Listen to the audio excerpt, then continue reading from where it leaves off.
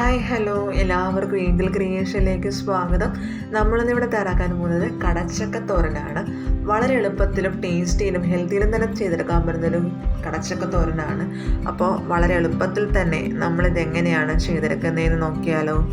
അതിനായിട്ട് നമുക്ക് ആദ്യം ഒരു കടായി അടുപ്പത്ത് ചൂടാകാൻ വയ്ക്കുക.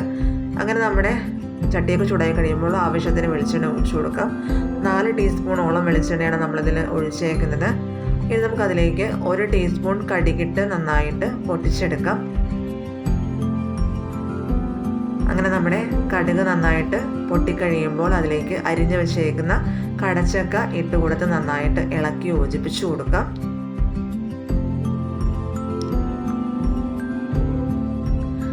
ഇനി നമുക്ക് അതിലേക്ക് അരിഞ്ഞു വെച്ചേക്കുന്ന ഒരു വലിയ സവാള ചേർത്ത് കൊടുക്കാം. ഒപ്പം തന്നെ ആവശ്യത്തിന് ഉപ്പ് ചേർത്ത് കൊടുക്കാം.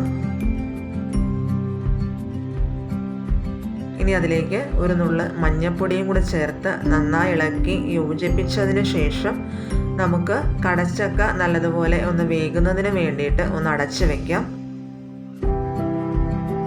ആ സമയം കൊണ്ട് നമുക്ക് അരപ്പരയ്ക്കുന്നതിന് വേണ്ടിയിട്ട് 1/2 കപ്പ് തേങ്ങ, 4 പച്ചമുളക്, 1 നുള്ള് മഞ്ഞൾപ്പൊടി, 1 നുള്ള് നല്ല ജീരകം, 1 വെളുത്തുള്ളി എന്നിവ ചേർത്ത് നന്നായിട്ട് അരച്ചെടുക്കാം.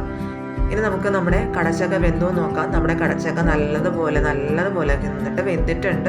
ഇനി നമുക്ക് ഈ കടച്ചക്കയിലേക്ക് അരച്ച് വെച്ചേക്കുന്ന അരപ്പ് ചേർത്ത് കൊടുക്കാം. അരപ്പ് ചേർത്തതിന് ശേഷം നമ്മൾ അധികം വേവിക്കേണ്ട ആവശ്യമില്ല. ചെറുതായിട്ടൊന്ന് ചൂട് കയറിയ തന്നെ നമുക്ക് തീ ഓഫ് ചെയ്തെടുക്കാം. അങ്ങനെ നമ്മൾ നല്ലതുപോലെ മിക്സ് ചെയ്തെടുക്കുകയാണ്. എല്ലാ കടച്ചക്കയിലും മസാലയൊക്കെ പിടിക്കത്തക്ക രീതിയിൽ നമ്മൾ നല്ലതുപോലെ ഒന്ന് ഇളക്കി കൊടുക്കുക. അങ്ങനെ നമ്മുടെ കടച്ചക്ക തോരൻ വളരെ എളുപ്പത്തിൽ തന്നെ തയ്യാറാക്കി എടുത്തിട്ടുണ്ട്. എല്ലാവർക്കും ഇഷ്ടപ്പെടുമെന്ന് വിചാരിക്കുന്നു. എല്ലാവരും ട്രൈ ചെയ്ത് നോക്കുക.